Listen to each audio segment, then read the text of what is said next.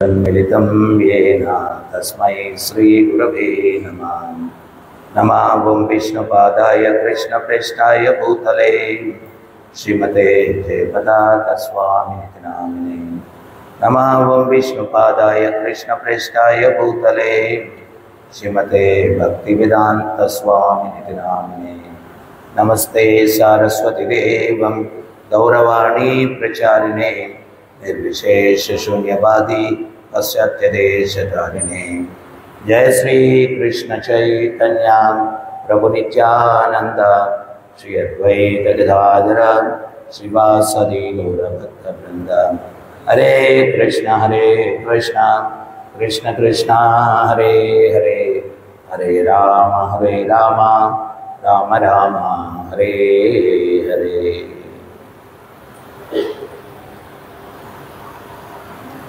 गम्यतां चक्रभद्रं वः क्रियतां मे अनुशासनं, स्थीयतां स्वाधिकारेषु युक्तैर्व्यः स्तंभवर्जितैः। ఇంద్ర, మీరిప్పుడు వెడలవచ్చును, నా శాసనమును నెరవేర్చుచు స్వర్గరాజుగా నీ అధికారమునందు నిలువుము, కానీ గర్వరహితుడవై గంభీరముగా నుండుము.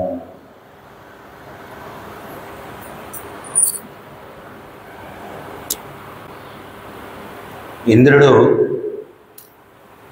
పాశ్చాత్తాపంతో తాను చేసిన తప్పిదానికి భగవంతుణ్ణి శరణు వేడుకోవడం జరిగింది. అయితే భగవంతుడు ఈ యొక్క శ్లోకంలో ఇంకా మీరు స్వర్గానికి వెళ్ళొచ్చు, వెళ్ళి మీ యొక్క బాధ్యతను మీరు నిర్వర్తించుకోవచ్చు, అయితే గర్వం లేకుండా మీ యొక్క కర్తవ్యాన్ని మీరు చేయండి అన్నారు. మనకు భౌతికమైనటువంటి ఐశ్వర్యాలు ఏదైనా కానీ జీవుడికి ఈశ్వర భావన తీసుకొని వస్తాయి. అందుకనే రఘునాథ్ దాస్ గోస్వామి వారి తండ్రి చాలా పెద్ద జమీందార్. అంటే కుబేరుణ్ణి తలదనే ఐశ్వర్యం ఉండిందంట. ఆయన నిత్యానంద మహాప్రభు దగ్గరికి వచ్చారు. ఏదైనా భక్తులకి సేవ చేసుకోవాలనుకుంటున్నాను అన్నారు. నిత్యానంద మహాప్రభు చెప్పారు, ఒక పెద్ద సంకీర్తన ఏర్పాటు చేస్తాము, ఆ సంకీర్తనకు వచ్చిన భక్తులందరికీ కూడా ప్రసాదాలు అవన్నీ మీరు ఏర్పాటు చేయండి అని చెప్పారు. సరేనని చెప్పి ఆయన పెద్ద ఎత్తున ఏర్పాట్లు చేశారు. అయితే ఆ కార్యక్రమానికి చైతన్య మహాప్రభుని నిత్యానంద మహాప్రభు మానసికంగా ఆహ్వానించారు. ఆయన వచ్చి దాంట్లో పాల్గొన్నారు. ఈ కార్యక్రమం అంతా అయిన తర్వాత రఘునాథ్ దాస్ గోస్వామి ఆయన హంసతులికా తల్పం మీద శయనించేవారు ఇంట్లో. అంటే కుబేరుణ్ణి తలదన్నేటువంటి ఐశ్వర్యం అని చెప్పి అంటే దాన్ని బట్టి ఊహించుకోవచ్చు ఎంత ఐశ్వర్యమో. సో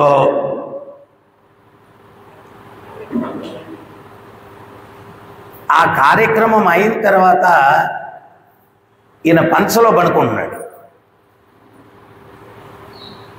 కటిక నేల మీద. తర్వాత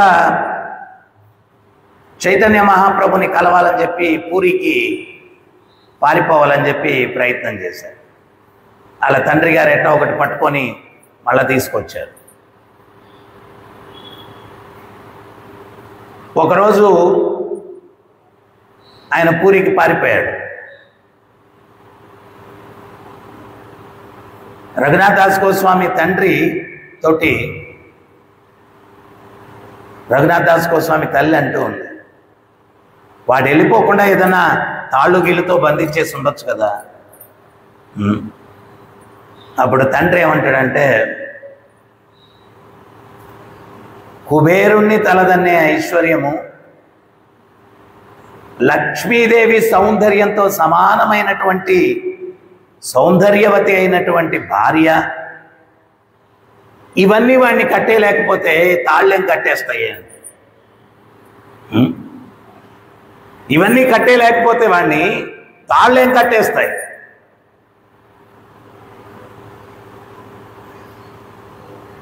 జీవుడికి ఆ భగవంతుని పాద పద్మముల పట్ల ఉన్నటువంటి రుచి తెలియాల.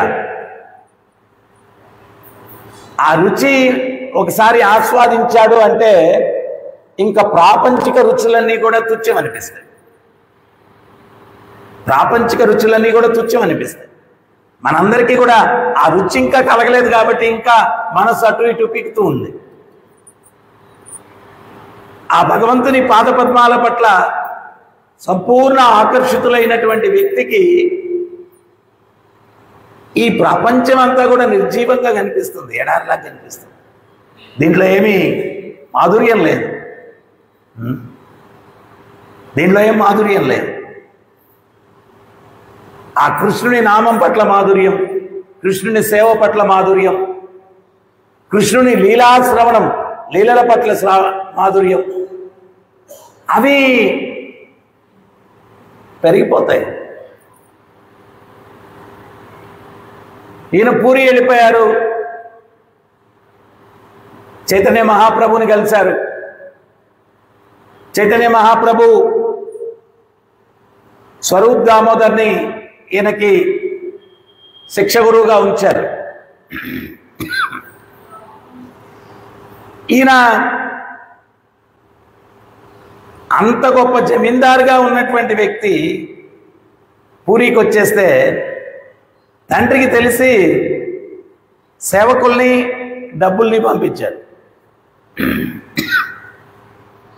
సేవకుల్ని డబ్బుల్ని పంపిస్తే వాళ్ళు 24 గంటలు వెనకాల ఉన్నారు.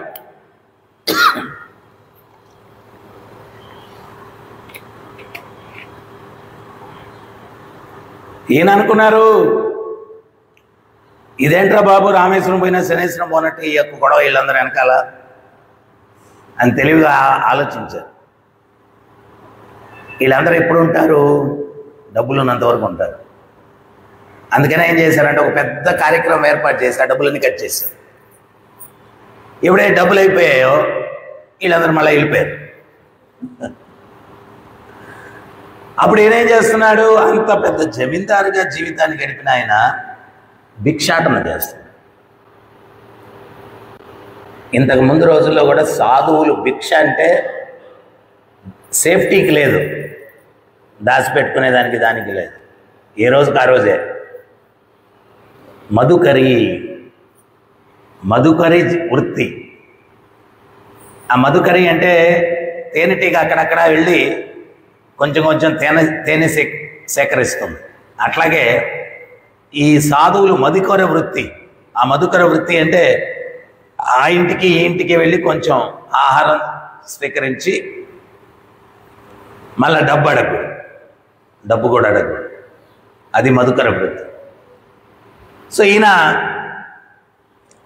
ఆ భిక్షాటం చేసి జీవితం గడుపుతున్నాడు. అప్పుడప్పుడు చైతన్య మహాప్రభు స్వరూప్ దామోదర్ని అడిగేవాడు, ఏమనంటే, మనోడు ఎట్టున్నాడు భక్తిలో?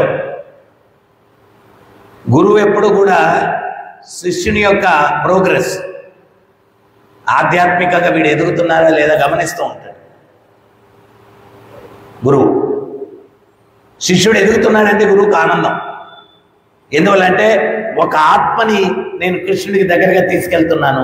గురువు యొక్క బాధ్యత అదే కదా. గురువుకి వేరే పనేం లేదు.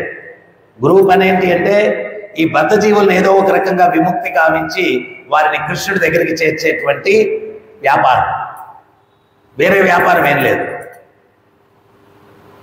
ప్రస్తుతం చాలా వరకు గురువులు ఏంటి అంటే డబ్బు సంపాదించాలి, అది వ్యాపారం.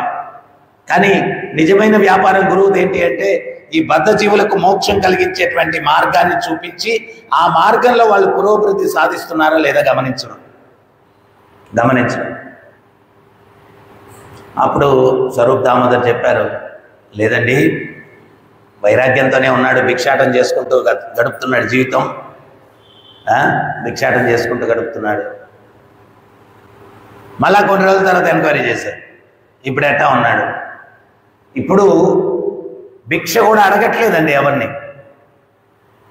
ఆ సింహద్వారం ముందు నిలబడుకుంటున్నాడు, ఎవరైనా ఏదైనా ప్రసాదం ఇస్తే దాంతో తింటున్నాడు, ఎవరైనా ఈకపోతే ఫస్ట్ అన్నా ఉన్నాడు, కానీ అడగట్లేదు.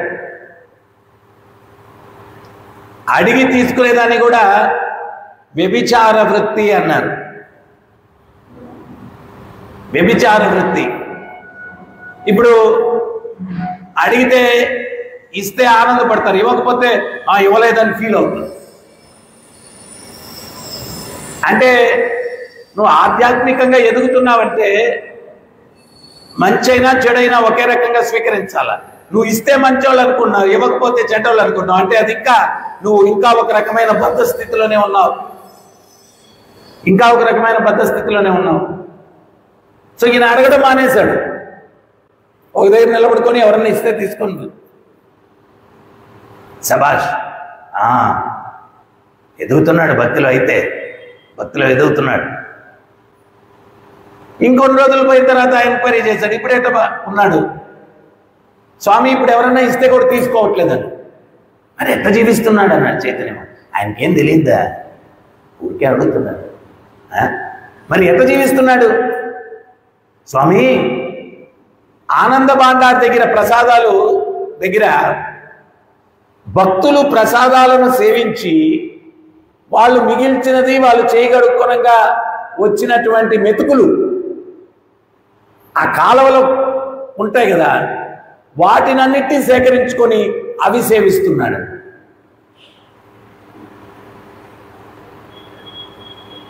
ఆ మాట విన్న తక్షణం చైతన్య మహాప్రభు ఆ ప్రదేశం వదిలేసి నేరుగా ఆ ప్రసాద వితరణ ప్రదేశానికి వెళ్ళిపోయారు. ఈయన రఘునాథ్ దాస్ గోస్వామి ఒక్కొక్క మెతుకు తీసుకొని ఆయన చేతిలో వేసుకున్నారు. చైతన్య మహాప్రభు వెనకాల నుంచి వచ్చి ఆ చెయ్యి గట్టిగా పట్టుకొని ఆ ప్రసాదం మెతుకుల్ని తీసేసుకున్నాడు. స్వామి, మీకు లేని ప్రసాదమా, ఇదేంటి తీసుకుంటున్నారా అన్నారు. అప్పుడు చైతన్య మహాప్రభు అన్నారు, ప్రసాదాలు అన్నీ ఉన్నాయి కానీ ఇది లేదండి. ఇదేంటిది? అందరు భక్తులు సేవించగా వదిలిపెట్టింది. శాస్త్రాలు ఏం చెప్తాయి? భగవంతుడు నైవేద్యం పెడితే ప్రసాదం అవుతుందంట. అది భక్తులు సేవించిన తర్వాత మహాప్రసాదం అవుతుందంట. మహాప్రసాదం.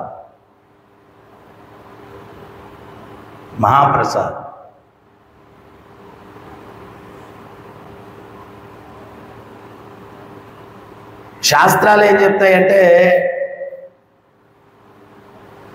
ఆరాధనాం సర్వేషాం విష్ణు ఆరాధన పరం. శివుడు చెప్తాడు, ఆరాధనలన్నింటిలోకి కూడా పరమమైనటువంటిది విష్ణు ఆరాధన. ఆ విష్ణు ఆరాధన కన్నా పరమమైంది తది ఆరాధన. భక్తులను సేవించడం అంతకన్నా ఉత్తమం అంట. ఆ విష్ణు ఆరాధన కన్నా ఉత్తమమైంది భక్తుల్ని సేవించడం. ఆరాధనాం సర్వేషాం విష్ణు ఆరాధన పరం. ఆరాధనలన్నిటిలోకి కూడా విష్ణు ఆరాధన పరమమైనటువంటి. ఆ విష్ణు ఆరాధన కన్నా పరమమైంది ఏంటి అంటే తది ఆరాధన. ఆ భక్తులను సేవించడం దానికన్నా ఉత్తమమైందంట. మహాప్రభు ఆ ఎంగిలిపడ్డ ఆహారన్నంతా ఆయన తీసుకొని అక్కడ నోట్లో వేసేసుకున్నాడు.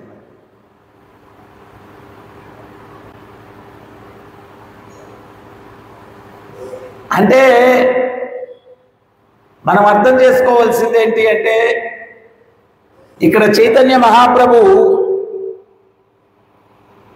ఒక్కొక్క స్టెప్లో చూస్తూ ఉన్నారు ఈయన ఆధ్యాత్మికంగా ఎట్లా ఎదుగుతూ ఉన్నాడు లేదు అని. మనం ఈ మార్గంలోకి వచ్చిన తర్వాత క్రమంగా ఒక్కొక్క అడుగు ఆధ్యాత్మికంగా ఎదగడానికి మనం ప్రయత్నించాలా. కానీ ఒక్కోసారి ఏమవుద్ది, మనం వచ్చిన పర్పస్ మర్చిపోతాం. ఎందుకు వచ్చామో మర్చిపోతాం. ఏవైతే అక్కడ వద్దనుకొని వచ్చామో ఇక్కడ వాటి కోసం ప్రయత్నం చేస్తాం. చాలామంది డివోటీస్ మధ్యలో డిస్ప్యూట్స్, అన్నీ ఆయనకైనా సేవలు, మాకు లేదు, మాకు అసలు గుర్తింపు లేదా. ఇక్కడ నువ్వు గుర్తింపు కోరుకుంటే అక్కడ గుర్తింపు ఉండదు. ఎక్కడ నువ్వు గుర్తింపు కోరుకున్నావో అక్కడే ఉండిపోతావు. నాకు ఇక్కడ గుర్తింపు వద్దు అంటే అక్కడ గుర్తింపు ఉంటుంది, అక్కడికి వెళ్తావు.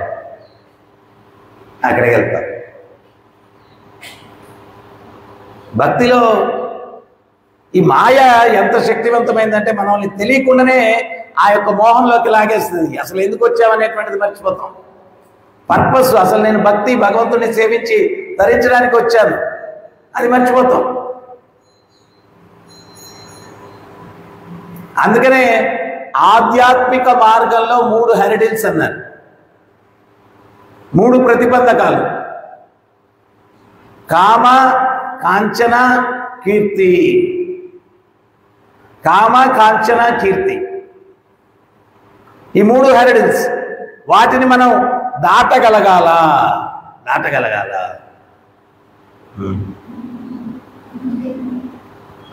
చైతన్య మహాప్రభు కూడా శిక్షాష్టకంలో అదే చెప్పారు.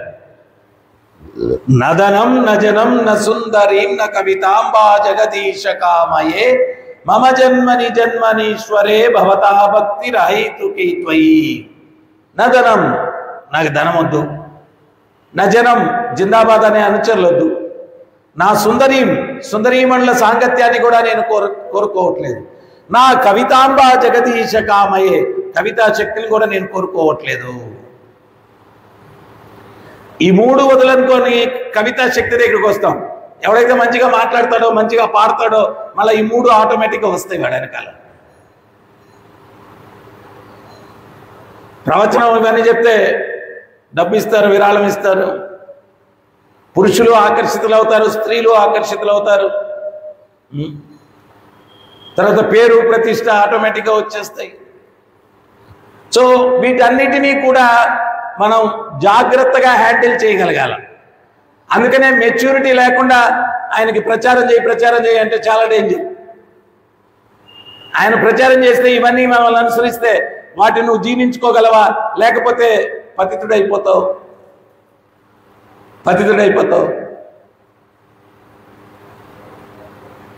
ఎవరన్నా 2 వాక్యాలు భగవంతుడి గురించి చెప్తే గురువుగారు అంటే. ఇప్పుడు ఈ మాయవాదులు కూడా ఏంటి అంటే వాళ్ళు దాన్ని బుర్రలోకి ఎక్కించుకుంటారు. నువ్వు భగవంతుడు వాక్యం చెప్పావు కాబట్టి నిన్ను గౌరవిస్తున్నారు, కానీ నువ్వు ఇంకేదైనా వాక్యం చెప్తే నిన్ను కూడా గౌరవిస్తారు. మరి అటువంటిప్పుడు ఆ గౌరవాన్ని ఎవరికి ఇవ్వాలా? నేను భగవంతుడి వాక్యాన్ని చెప్పాను కాబట్టి నన్ను గౌరవించారు కాబట్టి నాకు లభించిన గౌరవం ఆ భగవంతుడికి దక్కాలా, ఆ గురువుకి దక్కాలా? ఇది మనలో ఉండాల్సినటువంటి భావన. మాయవాదులు కూడా మొదట్లో భగవద్గీత నుంచి, భాగవతం నుంచి ప్రవచనాలు మొదలు పెడతారు. ఎవరో ఒక అమాయక శిష్యుడు ఉంటాడు. ఆయన, గురువుగారండి, ఆ కృష్ణుడు మీరేనండి అంటాడు. అనగానే ఈడు ఉబ్బిపోయి ఆ రోజు నుంచి కృష్ణుడు అయిపోతాడు. కృష్ణుడు కొన్ని లక్షణాలు ఉన్నాయా నీకు? అసలు ఇక్కడ తొర్రి పన్ను, లొట్ట కన్ను, చింపిరి జుట్టు, వికారంగా ఫేస్ పెట్టుకొని ఈయన కృష్ణుడు అయిపోతాడు ఆ రోజు నుంచి. వాడేదో అమాయకుడు కృష్ణ అన్నాడు, అయిపోయింది.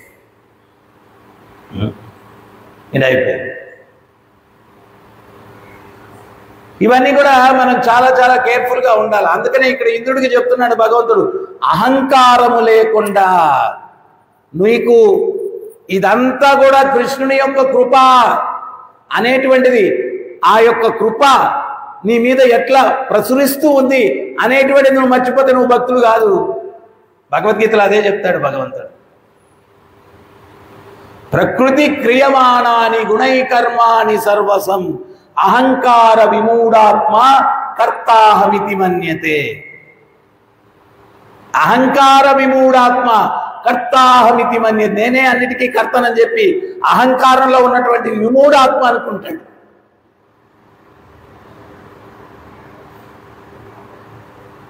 మరి మహానుభావుడు ఎవరు?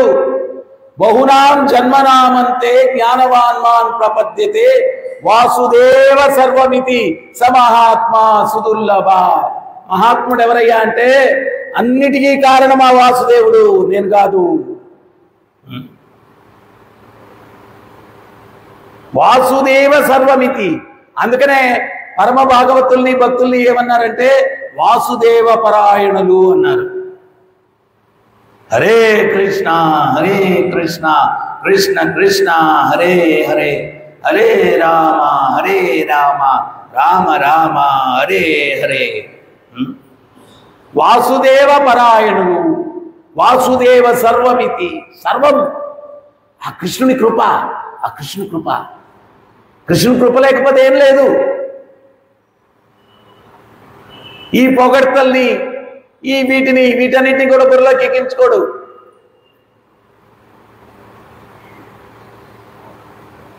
గౌర్ కిషోర్ దాస్ బాబాజీ ఆయన దగ్గరికి ఆశీర్వచనాలకు వచ్చేవాళ్ళు. ఎందువల్లంటే శుద్ధ భక్తుడు నుంచి ప్రసాదం మనకు లభించినా, ఒక పండు లభించినా, ఒక ఆశీర్వచనం లభించినా మనకు మంచి జరుగుతుంది ఖచ్చితంగా. ఎందువల్లంటే ఆయన పవిత్రుడు. ఈ జనాలు ఆయన యొక్క పవిత్రతకి పోటెత్తేవాళ్ళు ఆయన ఆశీర్వచనాల కోసం. ఆ మహానుభావుడు వాళ్ళని తప్పించుకోవాలని చెప్పి మరుగుదొడ్లలో పోయి కూర్చొని జపం చేసుకునేవాడు. అక్కడికైతే రారు కదా. అంటే అదే మనంగానైతే ఒక మంచి సింహాసనం ఏర్పాటు చేసుకొని కాళ్ళు రెండు అటు ఇచ్చేస్తాం, పూజించుకుంటారా నాయన. కానీ ఆయన అరే ఇవన్నీ వాటిని తప్పించుకోవాలని చెప్పి ఆయన మరుగుదొడ్డల్లో పోయి కూర్చొని జపం చేసుకునేవారు గౌర్ కిషోర్ దాస్ బాబాజీ. అంటే వాళ్ళు అర్థం చేసుకున్నారు ఏమనంటే ఇవన్నీ కూడా కృష్ణుడి నుంచి మనల్ని దూరం చేస్తాయి. ఈరోజు బాగానే ఉంటుంది, రేపు అహంకారం వచ్చేస్తేమో ఓ కృష్ణుడిని కూడా అంతగా వచ్చి ప్రార్థించట్లేదు, నా దగ్గరికి ఎక్కువ వస్తున్నారు అనుకుంటాం మేము. ఏమో తెలియదు. మరి ఆ కృష్ణుని దూరం చేసేది ఏదైనా కానీ నాకు దేనికయ్యా? నేను వచ్చింది కృష్ణుని కోసం కదా. ఆ స్వామి లేకపోతే నాకు దేనికి? ఇవన్నీ దేనికి? అందుకని వాళ్ళు చాలా జాగ్రత్త పడి ఆయన పోయి మరుగుదొడ్లో కూర్చొని హరే కృష్ణ కృష్ణ కృష్ణ హరే హరే హరే రామ రామ రామ హరే హరే. అందుకని మనం ఏంటి అంటే ఆధ్యాత్మిక జీవితంలో చాలా చాలా కేర్ఫుల్గా అడుగు తీసి అడుగు పెట్టేటప్పుడు ఇది అంటే మనం చెప్పుకుంటాం కానీ దాన్ని అంత సీరియస్గా తీసుకోమన్నమాట. ఇప్పుడు హనుమంతుల వారు లంకలోకి ప్రవేశించే ముందు ఆయన మొదట కుడికాలు పెట్టబోయాడు. కుడికాలు పెడితే శత్రువుకి విజయం అవుద్దని గాల్లోనే కాలు ఆపేసి వెనక్కి తీసుకొని ఎడంకాలు పెట్టాడు. అంటే అడుగు తీసి అడుగు పెట్టేటప్పుడు కూడా స్వామి గురించి ఆలోచిస్తున్నాడు. భక్తిలో ఇవన్నీ మనం కూడా ఉదాహరణగా తీసుకోవాలి.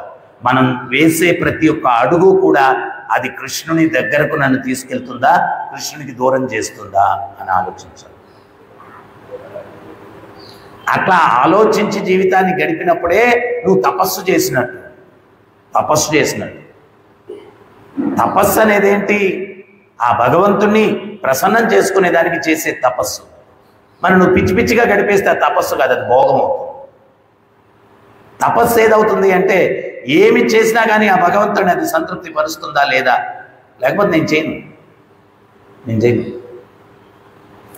ఆ ఆలోచనతోటి మనం భక్తియుక్త సేవల్లో నిమగ్నం అవ్వాలి. సో ఇక్కడ కూడా ఖచ్చితంగా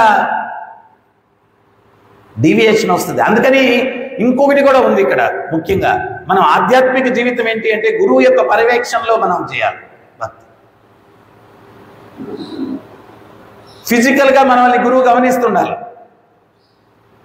గురువుకు మనం ఫ్రీడమ్ ఇవ్వాలి మనల్ని కరెక్ట్ చేయడానికి. చాలామంది ఏంటి అంటే మనకేం చెప్పకూడదు, చెప్పకపోతే నాశనం అయిపోయింది నువ్వే. మనం ఏం చేసినా, దొంగతనం చేసినా, మోసం చేసినా, లేకపోతే ఏం చేసినా మనకు చెప్పకూడదు. నాయన దేవుడు డబ్బులు రా నాయన అటు తీసుకోకూడదు, ఏం చెప్పకూడదు. గురువుగారు ఫ్రీగా వదిలేరు. ఫర్ ఎగ్జాంపుల్ మీకు ఒక ఉదాహరణ ఇస్తాను. ఒక బ్రహ్మచారి గోపాల్ అని ఉన్నాడు. అతని గురువుగారు చెప్పారు, భగవద్గీత చదవరా నాయన బాగా, సమయం వృధా చేయబాకు, మనుష్య జీవితంలో సమయం చాలా విలువైంది అని చెప్పి ఉపదేశం చేసి వెళ్ళిపోయారు. వీడు మొదటి రోజు శుభ్రంగా భగవద్గీత తీసుకొని 18 అధ్యాయాలు చదివేశాడు. చదివేసి మరుసటి రోజు స్నానం చేసి బట్టలు ఉతుక్కున్నాడు. ఒకే జత బట్టలు ఉన్నాయి. ఆ బట్టలు ఆరే వరకు కొంచెం వెయిట్ చేయాలి. అప్పుడు వీడు అనుకున్నాడు, ఒక జత బట్టలు ఉన్నాయి, ఇది ఆరే వరకు నేను సమయం వృధా అయిపోతుంది, ఇంకో జత బట్టలు ఉంటే బాగుంటుంది అనుకున్నాడు. ఇంకో జత బట్టలు ఎట్టో సంపాదించాడు. ఎవరో ఉంటారు కదా మీలాంటి వాళ్ళు ఇస్తారు. వాడు ఒక జత ఉతికి ఆరేసాడు, ఇంకో జత కట్టుకున్నాడు. మొదటి రోజు ఆడు భగవద్గీత చదువుకొని వచ్చేసరికి ఏదైతే బట్టలు ఆరేసాడో ఉతికి, అవి ఎలుకలు ఉరికేసి, ఒరే ఒరే ఒరే ఒరే ఈ దుర్మార్గమైన ఎలుకలు ఇవి, వీటికేదో చెక్ పెట్టాలా అని ఆలోచిస్తే దివ్యమైన ఆలోచన వచ్చింది. ఎలుకల బారి నుంచి బట్టల్ని కాపాడుకోవాలంటే ఒక పిల్లిని పెట్టుకోవాలి. సో పిల్లిని తెచ్చి పెట్టుకున్నాడు. మరి పిల్లి ఊరికినే ఉంటుందా, దానికి ఆహారం పెట్టాలి కదా, పాలు అవన్నీ. అది టైం టు టైం మియాం మియాం అని చంపేస్తాం. ఒరే ఒరే ఒరే ఒరే ఈ పిల్లిని కాపాడుకోవాలంటే ఒక ఆవన్న ఉండాలా, లేకపోతే ఈ పిల్లినట్ట మనం పోషించుకోగలం అని ఎవరో మీలాంటి వాళ్ళ దగ్గర, అయ్యా ఒక ఆవు దానం ఇవ్వన్నాను, సాధువు కదా ఇద్దాం.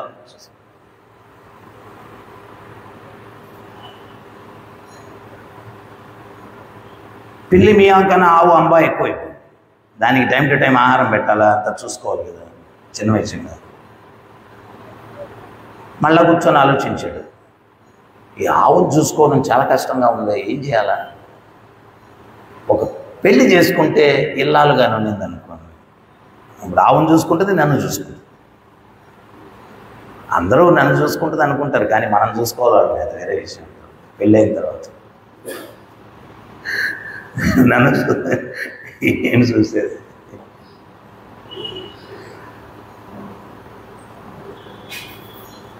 ఎవడో తండ్రి కొడుకుని తిట్టాడంట, ఒరే బుద్ధి లేదా, ఎగ్జామ్లో ఫెయిల్ అయిపోయావురా అన్నాడు. ఎంత ఖర్చు పెట్టాను నీకు, ఎగ్జామ్లో ఫెయిల్ అయిపోయావు. ఆ ఎదురింటి రోసిని చూసి అర్థం చేసుకోరా, ఆ అమ్మాయిని చూడు, ఫస్ట్ క్లాస్లో పాస్ అయింది. అప్పుడు వీడు చెప్పాడంట, ఆ అమ్మాయిని చూసే నేను ఫెయిల్ అయిపోయాను. ఆ అమ్మాయిని చూసే నేను ఫెయిల్ అయిపోయాను. సో అట్లాగా మనల్ని చూసుకుంటారు అనుకుంటాం, కానీ మనం వాళ్ళని చూసుకోవాలా. సరే పెళ్లి చేసుకున్నాడు, ఎవరో ఇచ్చారు పాపం పిల్లలు. కాలక్రమంలో 6 డజన్ మంది పిల్లలు పుట్టారు. వాళ్ళు పిల్లలంటే చిన్న విషయం కాదు. ప్రభుపాదులు వారు చెప్తారు, పంచేంద్రియాలు, మనసు, బుద్ధి, అహంకారం, ఈ 8 శక్తులతోటి నువ్వు తట్టుకోలేక నేను వివాహం చేసుకోవాలనుకుంటున్నావు. అప్పుడేమవుతుంది, ఇంకో పంచేంద్రియాలు, మళ్ళా మనసు, బుద్ధి, అహంకారం అవి యాడ్ అవుతున్నాయి. 8, 8, 16 చూసుకోవాలి. మళ్ళీ పిల్లోడు పుట్టాడంటే వాడి ఒక 8 యాడ్ అవుతాయి. ఇంకో పిల్లోడు పుట్టాడంటే ఇంకో 8 యాడ్ అవుతాయి. వీడికి 6 డజన్ మంది పుట్టారు. పెద్ద గడ్డం, చొక్కా చినిగిపోయింది. ఆ చినిగిపోయిన చొక్కాని ఇంకొకటి వచ్చి ఏలు పెట్టి ఇంకొంచెం పెద్ద చేస్తున్నాడు కుమారుడు. ఒకటి నెత్తి మీద ఎక్కున్నాడు, ఒకడు భుజాల మీద ఎక్కున్నాడు, ఒకడు ఒళ్ళో ఉన్నాడు. వీడికేం అర్థం కాదు, పిచ్చి పెట్టేసింది. ఎక్కడ మొదలైంది అసలు కథ? భగవద్గీత చదవడానికి టైం దొరకట్లేదు, వేస్ట్ చేయకూడదు. అక్కడ ఎవరన్నా వీడికి ఒక గురువుని ఉంటే చెప్పుండేవాడు, ఒరే ఇటువంటివన్నీ బాబాకురా నాయన, నువ్వు ఏదో అది ఆరిందో ఆరలేదో, గంట ఒకవేళ ఆలస్యమైనా కానీ అది ఆరిపోయిన తర్వాతే కట్టుకోనేమైనా ఏదో భర్తీ చేసుకోరని ఒక సలహా ఇచ్చిండేవాడు. కానీ ఈడు బుర్రని ఈడు ఉపయోగించాడు, ఎవరి సలహా లేదు. అందుకనే ఆధ్యాత్మిక జీవితంలో మనం ఖచ్చితంగా ఒక గురువు ఉండాలా. ఆ గురువు పర్యవేక్షణలో మనం భక్తి చేయాలి. మనం ఏదైనా పొరపాట్లు చేస్తూ ఉంటే ఆయన సవరించాలి. మేము మొదట్లో ఆశ్రమంలో చేరినప్పుడు సర్వీస్ అంతా అయిపోయిన తర్వాత రోజు శిక్షా గురువుల దగ్గరికి వెళ్ళి మా సర్వీస్ అయిపోయింది, ఇట్లా ఇన్ని బుక్స్ వితరణ చేసాం, ఇది చేసాం దాన్ని చెప్పి ఈరోజు ఏమైనా పొరపాటు చేసామా, ఏమైనా ఉంటే గైడ్ చేయండి మమ్మల్ని అడిగేవాడు. ఇప్పుడు అడిగేవాళ్ళు ఎవరు? వాళ్ళ మనసుకి వచ్చింది వాళ్ళు చేస్తారు. ఏదైనా తప్పు చేస్తే చెప్తే కూడా కోపం వచ్చేస్తుంది. గురువు గారు డౌన్ డౌన్ అనేస్తారు. వాళ్ళు చెప్పినట్టు గురువు నడుచుకోవాలి. ఎంత మారిపోయింది ఒక 30 సంవత్సరాలు. సో వీడు విరక్తి కలిగిపోయింది. 6 మంది పిల్లకాయలు, భార్య ఒక పక్క, ఆర్థిక ఇబ్బందులు. గురువుగారు ఎక్కడైతే బోధి వృక్షము కింద జ్ఞానోదయం ఇచ్చాడో మళ్ళీ ఆ చెట్టు కిందకు వచ్చేసాడు. వచ్చేసి అటా కూర్చోన్నాడు. గురువుగారు తీర్థయాత్రలన్నీ ముగించుకొని మళ్ళీ వచ్చారనమాట. వచ్చి, ఏమండి నాకు ఒక శిష్యుడు గోపాలని ఉండాలా, ఇక్కడే వాడికి ఉపదేశం చేశాను, ఎక్కడున్నాడు వాడు ఇప్పుడు అన్నాడు. వీడు తేరుకొని గురువుగారిని చూసి సాష్టాంగ నమస్కారం చేసేసి, గురువుగారు ఆ గోపాల్ నేనే అన్నాడు. ఒరే ఏంట్రా గుర్తుపట్టలేకుండా మారిపోయావు, ఏమైంది అన్నాడు. భగవద్గీత బట్టలారే సమయం కూడా వృధా చేయకూడదని చెప్పి ఇంకో జత బట్టలు కొంటే బాగుంటుందని ఒక ప్రయత్నం చేశాను, దాని ఫలితం ఇటు తయారైపోయాను అన్నాడు. దాని ఫలితం ఇటు తయారైపోయాను. ఇక్కడ ఆధ్యాత్మిక జీవితం యొక్క పరమ గమ్యం ఏంటి అనేది అర్థం చేసుకున్నాడు జాగ్రత్తగానే ఉంటాడు. ఈ జన్మ, ఈ మృత్యు, ఈ ముసలితనం, వ్యాధి, దుఃఖాలు, వీటి నుంచి బయటపడాలా. స్వామి ఎక్కడ ఒక చిన్న పొరపాటు చేసినా కానీ మళ్ళీ చిక్కుపోతాం. ప్రభుపాదులు వారు చెప్తారు, సాలిగూడు ఉంటుంది, ఒక ఈగ దాంట్లో పోయి చిక్కుంటుంది, అది తప్పించుకునేదానికి ఇట్ట కాళ్ళు ఆడిస్తుంది అన్నమాట. అది ఎంత ఆడిస్తే అంత ఆ సాలిగూడులో చిక్కుపోతుంది. అట్లాగే మనం అడుగు తీసి అడుగు పెడితే కర్మ. ఇక్కడ భగవంతుడు అదే గీతలో చెప్తున్నాడు, యజ్ఞార్థ కర్మణోన్యత్ర లోకోయం కర్మ బంధన తతత్తం కర్మ కౌంతేయ ముక్త సంఘ సమాచార. ఏ రకమైన కర్మ కూడా నీ ఇంద్రియ తృప్తి కోసం చేస్తే అది నిన్ను భవబంధనాల్లో బంధిస్తుంది. నన్ను సంతృప్తిపరచడానికి చేస్తే భవబంధనాల నుంచి విముక్తుని గావిస్తుంది. ఈ ఐశ్వర్యము, ఈ యొక్క కామ, కాంచన, కీర్తి, ఇవన్నీ కూడా ఏంటి అంటే మనల్ని ఆ భగవంతుడి నుంచి దూరం చేస్తాయి. అందుకనే ఆచార్యులు, శాస్త్రాలు చెప్తున్నాయి, ఆధ్యాత్మిక మార్గంలో 3 ఆటంకాలు: కామ, కాంచన, కీర్తి. హెరడిల్స్ అంటే రన్నింగ్ రేస్ చేసేటప్పుడు పెడతారు, వాటిని ఎగిరిగిరి దూకాలన్నమాట. అట్లా ఇవి ఆటంకులు మనకు ఆధ్యాత్మిక జీవితం. మనకు ఎవరో ఒకరు పక్క నుండి భుజం తట్టాల. చైతన్య మహాప్రభు రామానందరాయి అడిగారు, భక్తిలో ఉత్తమమైన స్థితి ఏంటి అన్నారు.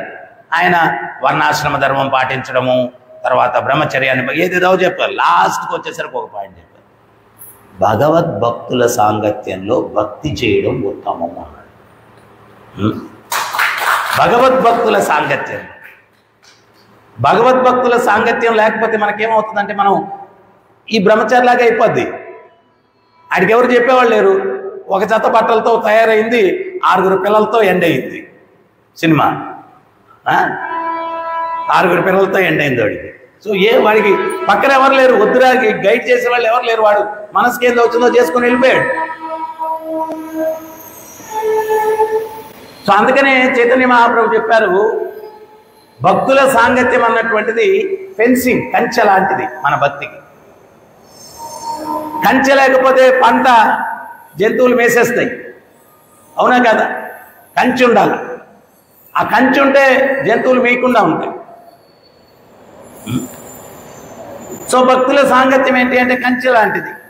ఆ కంచె ఉన్నప్పుడు మన భక్తిని మాయ మేయకుండా ఉంటుంది. మాయ ఏంటి అంటే చాలా పెద్ద శక్తివంతురాలు. ప్రభుపాదులు వారు అదే చెప్తారు, నువ్వు ఆత్మ ఎంతవయ్యా, నువ్వు వెంట్రుక కొన భాగంలో 10,000 వంతు అంటే ఆత్మస్వరూపం. మరి దుర్గాదేవి స్వరూపం ఏంటి? ఆమె విరాట రూపం, పెద్ద సింహం మీద కూర్చొని ఉంది, త్రిశూలం పట్టుకొని ఉంది. ఆ త్రిశూలం దేనికి ప్రాతినిధ్యం? సత్వరజస్తమో గుణాలకి. ఆ గుణాల వల్ల జీవుడు బద్ధుడైపోతాడు. ప్రభుపాదులు వారు ఒక లెక్చర్లో తమాషా చెప్తారు.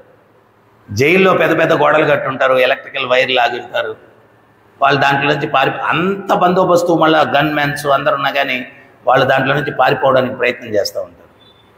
కానీ ఇక్కడ మాయాదేవి ఈ ప్రపంచాన్ని సృష్టించిన తర్వాత భగవంతుడు మాయాదేవిని ఇన్ఛార్జిగా పెట్టాడు కదా. ఇక్కడ ఏం గోడలు లేవు, ఎలక్ట్రిసిటీ ఫెన్సింగ్ లేదు, ఏం లేదు. ఆ త్రిగుణాలతోటి జీవుని బద్ధుని చేసేసింది. ఎవరిని అడిగినా రే మోక్షం కోసం ప్రయత్నం అప్పుడే దేనికిలే సెటిల్ అవుతాం ఇక్కడ. వాడేమో అంత బందోబస్తు చేస్తే పారిపోవాలని జైలు నుంచి ప్రయత్నం చేస్తాడు. ఈ మాయా ప్రపంచం నుంచి ఎవడు బయటపడడానికి ప్రయత్నం చేయడు.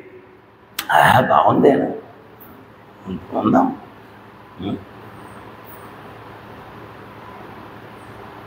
సో ఆ యొక్క త్రిగుణాల నుంచి మనం ఎట్లా బయటపడాలా, ఎందుకు భగవద్భక్తి చేయాలా? భగవంతుడు అది కూడా గీతలో చెప్తున్నారు. దైవీయేషా గుణమయీ మమ మాయా దురత్యయ. ఈ త్రిగుణాలతో కూడిన మాయాశక్తి నా శక్తి. నువ్వు వెంట్రు కొన భాగంలో 10,000 వంతు ఆత్మస్వరూపం. నువ్వు ఆ మాయాదేవితో ఏం ఫైట్ చేస్తావు? దైవీయేషా గుణమయీ మమ మాయా దురత్యయ. మాయాశక్తి నా శక్తి, నీ శక్తితో నువ్వు జయించలేవు. మామేవ ఏ ప్రపద్యంతే మాయామేతాంతరంతితే. నాకు నువ్వు ఎప్పుడైతే శరణాగతి పొందుతావో అప్పుడు నువ్వు మాయను జయించగలవు. ఏ రకంగా శరణాగతి పొందడం? హరే కృష్ణ హరే కృష్ణ కృష్ణ కృష్ణ హరే హరే, హరే రామ హరే రామ రామ రామ హరే హరే. హరిదాస్ ఠాకూర్ దగ్గరికి మాయాశక్తిని పంపించారు. వేశ్య, ఆమె చాలా అందంగా ఉంది. ఆమె వచ్చి మీతో నేను సాంగత్యం చేయాలనుకుంటున్నాను. మన జీవితంలో కూడా ఎన్నో సందర్భాల్లో పరీక్ష పెడుతూనే ఉంటాడు భగవంతుడు. భగవంతుడు పెడుతున్నాడో లేకపోతే మన కర్మ నుంచి వస్తున్నాయో, మన గుణాల వల్ల వస్తున్నాయో, పరీక్ష జరుగుతూనే ఉంటుంది. ఆ పరీక్ష వచ్చినప్పుడు మనం ఏం చేయాలంటే, శక్తి లేనివాడు ఏం చేస్తాడు? శక్తివంతుని ఆశ్రయం పొందుతాడు. శక్తి లేనివాడు ఏం చేస్తాడు? శక్తివంతుని యొక్క ఆశ్రయాన్ని పొందుతాడు. సో మన దగ్గర శక్తి లేదు మాయను జయించడానికి. ఆ శక్తివంతుడైన భగవంతుని ఆశ్రయం పొందితే మాయను సులభంగా జయించేయచ్చు. హరిదాస్ ఠాకూర్ అదే చేశాడు. ఆమె అందంగా ఉంది, వచ్చి ముందు కూర్చుంది, మీతో నేను సాంగత్యం చేయాలనుకుంటున్నానని. హరిదాస్ ఠాకూర్ ఏం చేశాడు? అవునమ్మా, నాకు ఒక నియమం ఉంది, రోజులో చేయాల్సిన జపం ఉంది, అది అయిపోయిన తర్వాత మీతో సాంగత్యం చేస్తాను అని చెప్పి ఆయన ఏం చేశాడంటే ఆ శక్తివంతుని యొక్క ఆశ్రయం తీసుకున్నాడు. మనం కూడా మనసులో మాయ ఏదో చేస్తూ ఉంది, ఇమీడియట్గా అర్థం చేసుకొని మాల పట్టేసుకొని హరే కృష్ణ కృష్ణ కృష్ణ హరే హరే, హరే రామ రామ రామ హరే హరే. రోజంతా జపం చేశాడు. ఆయన అనుకున్నాడు కొంతసేపు చూసి వెళ్ళిపోద్ది అనుకున్నాడు. ఆమె వెళ్ళట్లే. ఈయన రోజంతా జపం చేస్తూ కూర్చొని ఉంది. మళ్ళీ రోజులో జపం అయిపోయిన తర్వాత సాంగత్యం చేస్తా అన్నారు కదా అని. మీరు అన్నది కరెక్టే, రోజులో చేయాల్సిన జపం అయిపోయింది, రాత్రి చేయాల్సిన జపం. ఆయన నామాచార్య కదా, రాత్రి పగలు నామమే ఆయనకి, ఇంకేముంది ఆయనకి? మహానుభావుడు నామాచార్య హరిదాస్ ఠాకూర్. రాత్రి చేయాల్సిన జపం ఉంది. రాత్రి అంతా మళ్ళా హరే కృష్ణ కృష్ణ కృష్ణ హరే హరే, హరే రామ రామ రామ హరే హరే. 3 రోజులు అయిపోయింది. ఆ శుద్ధ భక్తుని యొక్క ముఖ పద్మాల నుంచి వచ్చినటువంటి ఆ భగవత్ నామం ఆమె కర్ణంలోకి ప్రవేశించి హృదయంలోకి ప్రవేశించిన తక్షణం ఆ హృదయం ప్రక్షాళన. ఆమె హరిదాస్ ఠాకూర్ల వారి పాదాల మీద పడి, తండ్రి లాంటి మీ మీద తుచ్చమైన భావనతో నేను వచ్చాను, నన్ను క్షమించండి, మీ శిష్య రేణువుల్లో ఒకరిగా నన్ను స్వీకరించండి అని చెప్పి ఆమె హరిదాస్ ఠాకూర్ పాదాల మీద పడి వేడుకుంది.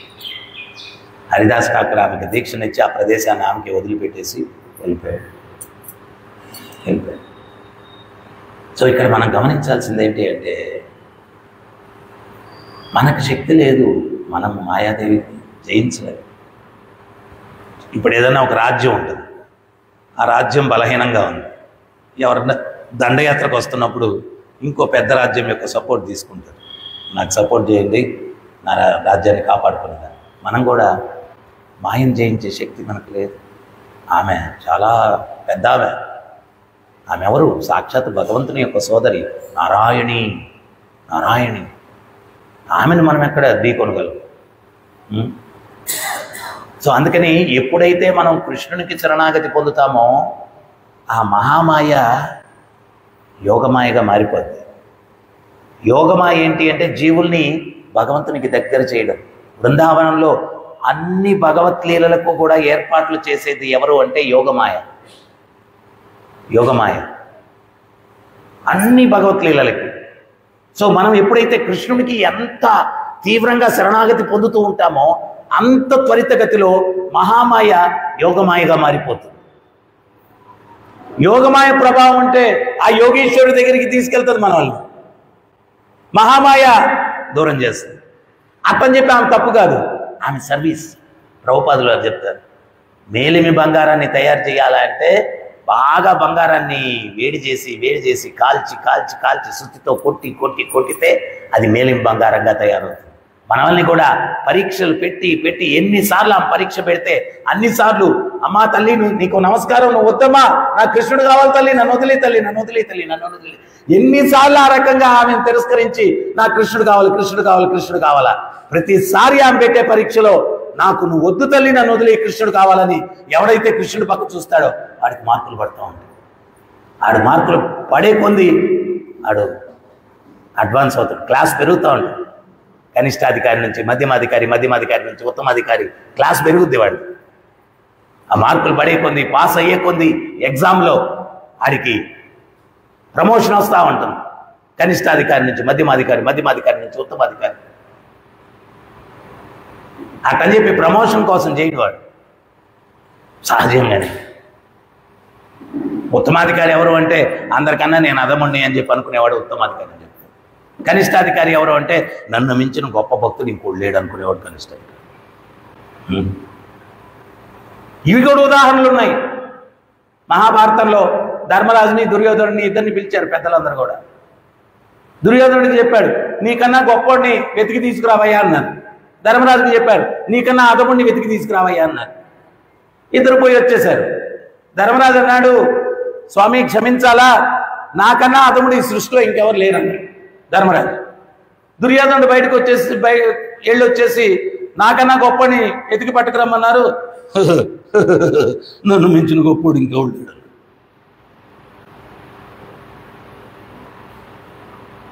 అంటే వాడు కనిష్టాధికారి, ఈయన ఉత్తమాధికారి. దుర్యోధనుడు కనిష్ఠుడు, ధర్మరాజు ఉత్తముడు.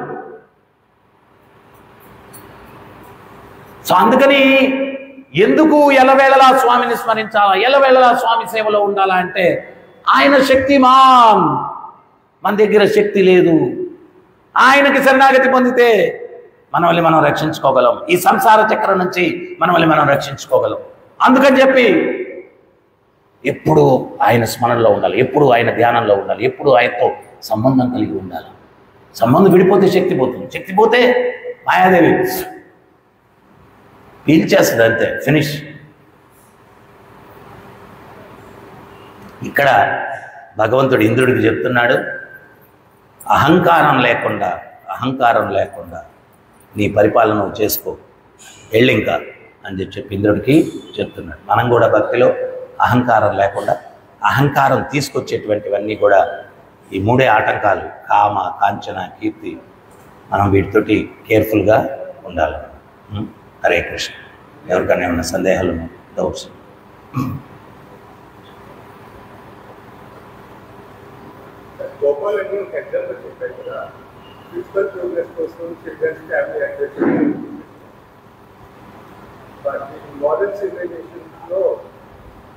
మెటీరియల్ ప్రోగ్రెస్ కోసం చిల్డ్రన్స్ ఎక్కువ ఉంటుంది.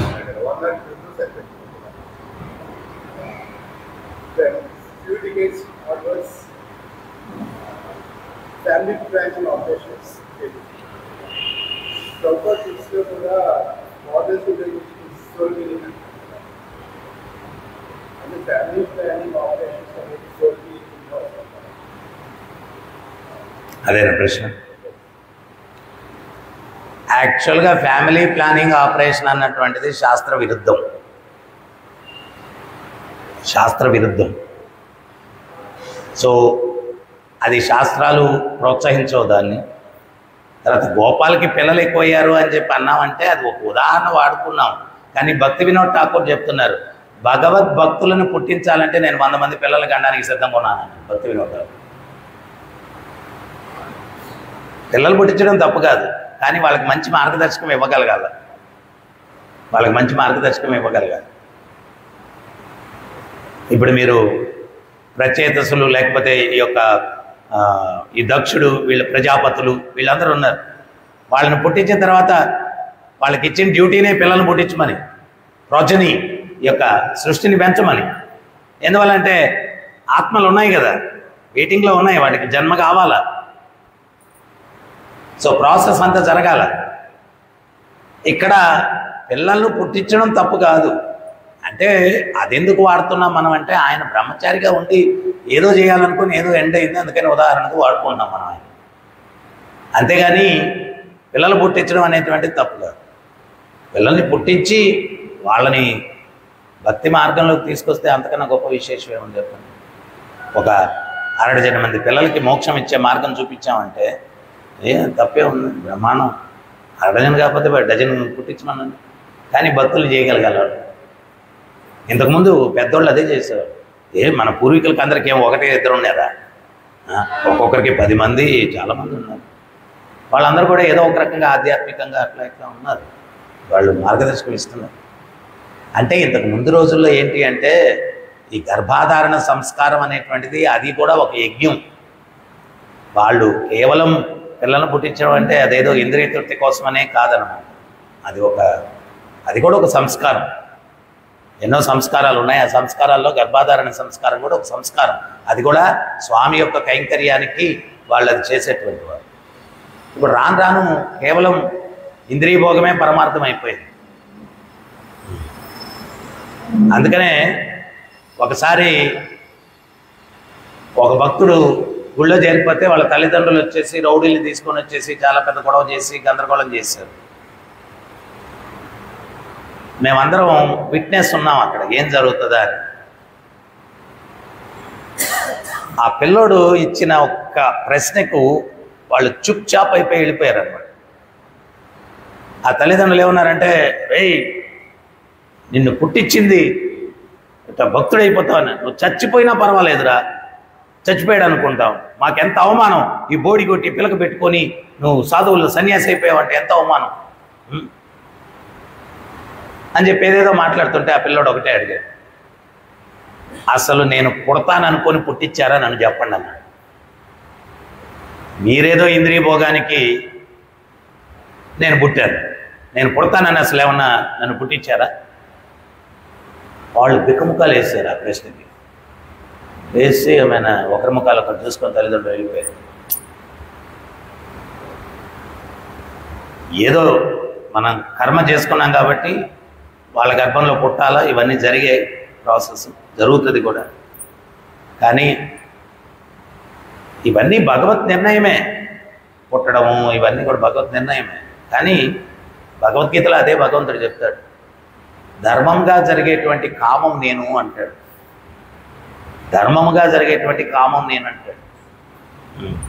కామం కూడా భగవంతుడే, కానీ ధర్మంగా జరగాలి, ధర్మ విరుద్ధంగా జరగకూడదు. సో ఎవరైతే ఆధ్యాత్మిక మార్గంలో ఉంటారో ఈ అవగాహనతోటి వాళ్ళ జీవితాన్ని గడుపుతారు కాబట్టి అది ధర్మం. కానీ ఇప్పుడు పిల్లలు లేకుండా ఉండాలంటే కృత్రిమంగా కాదు, ఇట్లాంటి ఏదో పిచ్చి పనులు చేసి కాదు, నిగ్రహించుకొని ఉండడం. ఇది శాస్త్ర విరుద్ధం. మీరు చెప్పింది అది చేయకూడదు. శాస్త్రాలు దాన్ని ప్రోత్సహించవు. ఫ్యామిలీ ప్లానింగ్లు ఇంకేమైనా సందేహం?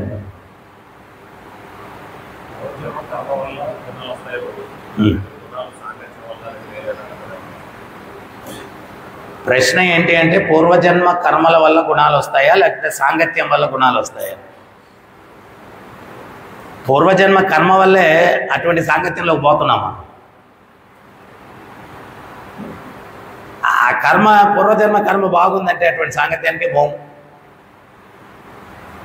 అయితే ప్రతి ఒక్క వ్యక్తికి కూడా ఒక మంచి అవకాశం ఇస్తాడు భగవంతుడు, దాన్ని ఉపయోగించుకోగలగాలి.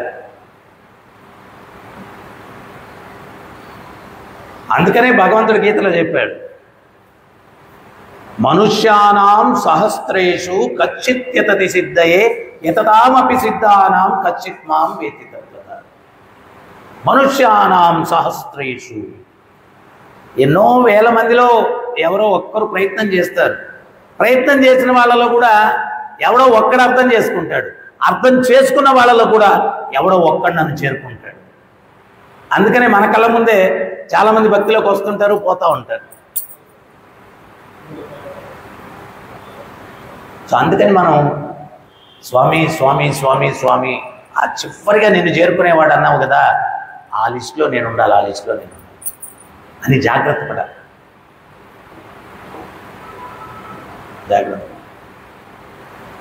నేను తమాషగా చెప్తుంటాను కదా, లాస్ట్లో పుష్పక విమానం ఎక్కేసిన తర్వాత కూడా ఈ 14 ప్లానటరీ సిస్టమ్స్ పక్క నుంచి పోద్దంటది.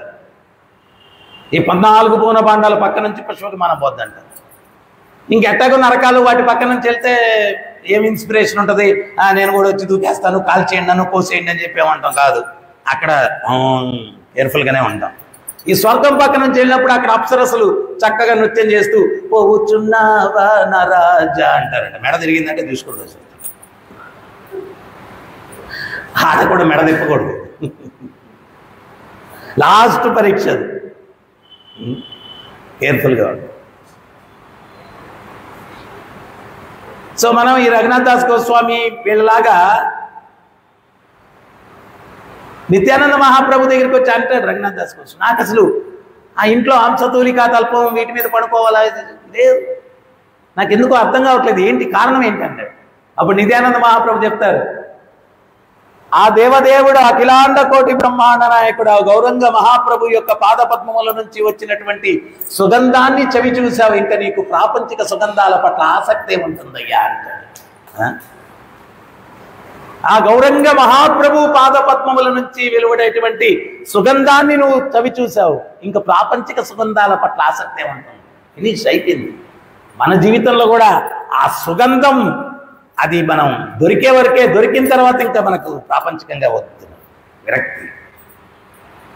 దానికోసం అది దొరికే దానికోసం తప్పించాలా తప్పించాలా తప్పించాలా. కృష్ణ కృష్ణ కృష్ణ కృష్ణ కృష్ణ మహాప్రభు చూపించారు ఎట్లా తప్పించాలా అనేది. రాత్రి పగలు కృష్ణ కృష్ణ కృష్ణ కృష్ణ కృష్ణ కృష్ణ కృష్ణ కృష్ణ.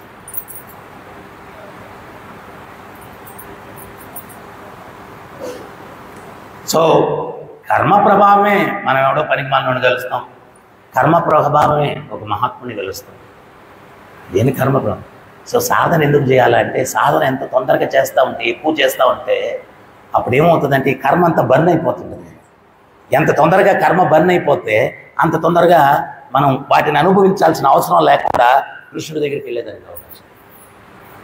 భక్తిరసామృత సింధులో ఏం చెప్పారు? పవిత్ర భక్తి అన్నటువంటిది మహాదావాగ్ని. దావాగ్నిలో ఎంత ఇంధనాన్ని వేసినా కానీ మాడి మసి చేసేస్తుంది.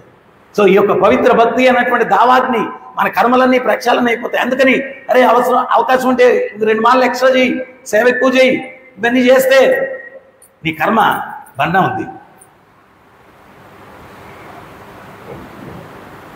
సో కర్మ ప్రకారం మనం ఒక రావణాసురుని కలవాలి. మనం కొంచెం మాలకెళ్ళి ఎక్కువ చేసాం, అది బర్న్ అయిపోయింది, అప్పుడు రావణాసురుని కలవాల్సిన అవసరం లేదు, నారదముని కలుస్తాం. మారిపోయింది. లేకపోతే ప్రహ్లాదుని కలుస్తాం.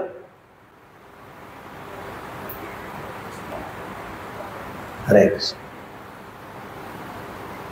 ఇంకేమన్నా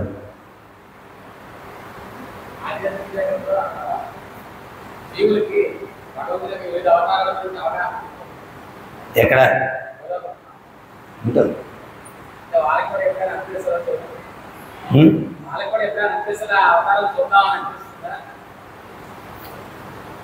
ఒకటి మనం అర్థం చేసుకోవాల్సింది ఏంటి అంటే, కృష్ణుని యొక్క రూపంలో ఆ హయ్యెస్ట్ మాధుర్యాన్ని అనుభవించిన తర్వాత ఇంక దిగాలనిపించదు. ప్రభుపాద చెప్తారు అది, ఇంక దిగాలనిపించదు. ఎందువల్లంటే అది హయ్యెస్ట్, అది ఇంకా హయ్యెస్ట్. అది ఇంకా నరసింహుడి యొక్క రౌద్రము, వరాహుని యొక్క వీర్యము, ఇవన్నీ కూడా ఆ యొక్క ప్రేమ, ఆ యొక్క మాధుర్యం ముందు అట్టని చెప్పి ఇవన్నీ తక్కువని కాదు, కానీ ఆ టేస్ట్ వేరే, హయ్యర్ టేస్ట్. అది హయ్యర్ టేస్ట్. ఒకవేళ అంతగా అనుకుంటే ఆయన నరసింహలోకానికి వెళ్ళాల్సిన అవసరం లేదు, నరసింహ వైకుంఠానికి వెళ్ళాల్సిన అవసరం లేదు. అక్కడే ఒక క్షణం కృష్ణుడు అనే ఒక గాండ్రింపు గాండ్రించి అన్ని సాటిస్ఫై చేసేస్తాడు.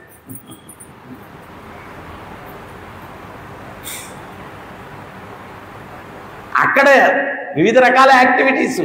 ఒకవేళ వాళ్ళు కావాలనుకుంటే అక్కడ నరసింహ డ్రామా వేసుకుంటారు వాళ్ళ గోలోక బృందావనంలో టైంపాస్కి. ఎవరో ఒకడు నాలాంటి నరసింహ వేషం వేస్తాడు, ఎగిరేస్తాడు. అక్కడ వేరే, ఇప్పుడు నేను ఈరోజు పని చేయకపోతే, నాకు జీతం రాకపోతే, నాకు కడుపు నిండదు, అవన్నీ ఏం లేవు అక్కడ. అక్కడ యాక్టివిటీ అంతా కృష్ణునితో ఆడుకోవడం, లీలలు చేయడం అంతే. వేరే ఆలోచనే లేదు. లిమిట్లెస్ మాధుర్యం. ఒక లిమిట్ ఉంది అనేది లేదు మాధుర్యంలో. మాధుర్యం ఆధ్యాత్మిక గోలోక బృందం, ఎక్స్ట్రాడినరీ ప్లెజర్. హరే కృష్ణ. గ్రంథరాజ్ శ్రీమద్ భాగవతం की, जगतगुरु श्रील प्रभुपाद की, राधा गोपीनाथ की, राधा पार्थसारथी की, राधा कृष्णचंद्र की, जगन्नाथ बलदेव सुभद्र माय की, गोविंद श्रीनिवास की, गौर निताय की, हरिनाम संकीर्तन की, निताय गौर प्रेमानंदे हरि बोल।